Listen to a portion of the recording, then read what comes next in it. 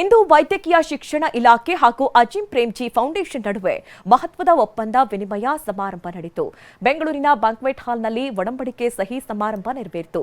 ಈ ಬಗ್ಗೆ ಮಾತನಾಡಿರುವ ಸಿಎಂ ಸಿದ್ದರಾಮಯ್ಯ 1,000 ಹಾಸಿಗೆಯ ಸೂಪರ್ ಸ್ಪೆಷಾಲಿಟಿ ಬಹು ಅಂಗಾಂಗ ಕಸಿ ಆಸ್ಪತ್ರೆ ಸಂಬಂಧ ಇವತ್ತು ಒಪ್ಪಂದ ಮಾಡಿಕೊಳ್ಳಲಾಗಿದೆ.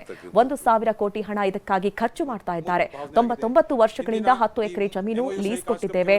5 ವರ್ಷಗಳಲ್ಲಿ ಸುಮಾರು 3 ರಿಂದ 4 ಸಾವಿರ ಕೋಟಿ ಹಣ ಅಜಿಂ ಪ್ರೇಮ್ಜಿ ಅವರು ಈ ಯೋಜನೆ ಖರ್ಚು ಮಾಡ್ತಾರೆ. ಅವರಿಗೆ ಧನ್ಯವಾದ ಹೇಳ್ತೀನಿ ಅಂದಿದ್ದಾರೆ. 1,000 ಹಾಸಿಗೆಗಳ ಚಾರಿಟಬಲ್ ಸೂಪರ್ ಸ್ಪೆಷಾಲಿಟಿ ಹಾಗೂ ಮಾನವ ಬಹು ಅಂಗಾಂಗ ಕಸಿ ಆಸ್ಪತ್ರೆ ನಿರ್ಮಾಣ ಮತ್ತು ನಿರ್ವಹಣೆ ಕುರಿತು ಆಗಿರತಕ್ಕಂಥದ್ದು.